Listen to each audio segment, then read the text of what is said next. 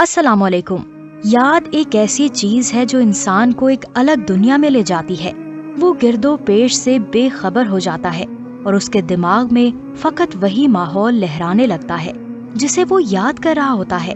آپ لوگوں نے عشق مجازی میں مبتلا افراد دیکھے ہوں گے، وہ کیسے بے قرار اور بے چین ہوتے ہیں۔ ان کا محبوب ان کے سامنے نہیں ہوتا، لیکن وہ پھر بھی ٹھنڈی آہیں بھرتے ہیں، بے اختیار کروٹیں بدلتے ہیں اور ان کی زبانوں پر فقط ان کے محبوب کا نام ہوتا ہے۔ ناظرین، ایک یاد ایسی بھی ہے جو اس ساری دنیا، اس ساری کائنات سے افضل ہے۔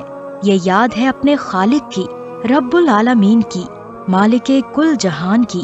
یہ پاکیزہ ترین یاد ہے، اس سے مرجھائے ہوئے دل کھل اٹھتے ہیں، خزاں رسیدہ موسموں میں بہار چھلکنے لگتی ہے۔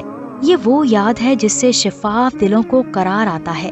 یہی وجہ ہے کہ قرآن مجید میں ارشاد ہے، جس کا ترجمہ ہے، اے ایمان والو، اللہ کو کثرت سے یاد کرو۔ ناظرین، خدا کی یاد عجب انعامات رکھتی ہے۔ جب ہم خدا کو یاد کرتے ہیں تو وہ ہمیں یاد کرتا ہے۔ جب ہم اس کا تذکرہ کرتے ہیں تو وہ اس کائنات کی افضل ترین مجلس یعنی فرشتوں کی محفل میں ہمارا تذکرہ کرتا ہے۔ اور جب کوئی بندہ کہتا ہے الحمدللہ کثیرہ، یعنی اللہ کے لیے کثیر حمد، تو اللہ تعالیٰ جواب میں فرماتے ہیں، میرے بندے کے لیے کثیر رحمت لکھو۔ ناظرین، حدیث میں آتا ہے کہ ایک اعرابی آپ صلی اللہ علیہ وآلہ وسلم کے پاس آیا اور بولا، مجھے خیر کی بات بتائیں۔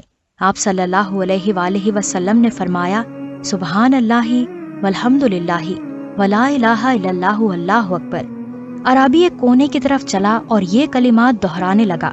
تھوڑی دیر بعد وہ دوبارہ آیا اور بولا کہ یا رسول اللہ، سبحان اللہ بھی اللہ کے لیے ہے، کیونکہ اس میں اللہ کی پاکی کا بیان ہے۔ اسی طرح الحمدللہ اللہ کے لیے ہے، اس میں اللہ کی حمد و تعریف ہے۔ لا الہ الا اللہ بھی اللہ کے لیے ہے، اس طرح اللہ اکبر بھی اللہ ہی کے لیے ہے کہ اس میں اللہ کی بڑائی کا ذکر ہے۔ تو میرے لیے کیا ہے؟ یہ سن کر آپ صلی اللہ علیہ وآلہ وسلم نے فرمایا، جب تم سبحان اللہ کہتے ہو تو اللہ تمہیں پہلا انعام دیتے ہوئے فرماتا ہے، اے میرے بندے، تو نے سچ کہا۔ اور جب تم کہتے ہو الحمدللہ تو اللہ دوسری مرتبہ کہتے ہیں کہ اے میرے بندے، تو نے سچ کہا۔ جب تم کہتے ہو لا الہ الا اللہ تو اللہ تیسری مرتبہ کہتے ہیں کہ اے میرے بندے، تو نے سچ کہا۔ اور جب تم یہ چاروں کلمات پڑھنے کے بعد دوبارہ دعا مانگتے ہو اور جب تم اللہ اکبر کہتے ہو تو اللہ چوتھی مرتبہ تمہاری تصدیق کرتے ہوئے کہتے ہیں کہ اے میرے بندے، تو نے سچ کہا۔ اور جب تم یہ چاروں کلمات پڑھنے کے بعد دعا مانگتے ہو، اللہم مغفر لی، یعنی اے اللہ میری مغفرت فرما، تو اللہ فرماتے ہیں میں نے کر دیا۔ اور جب تم کہتے ہو ورحمنی، یعنی اے اللہ مجھ پر رحم فرما، تو اللہ فرماتے ہیں میں نے کر دیا۔ اور جب تم کہتے ہو ورزقنی، یعنی اے اللہ مجھے رزق عطا فرما، تو اللہ فرماتے ہیں میں نے عطا کیا۔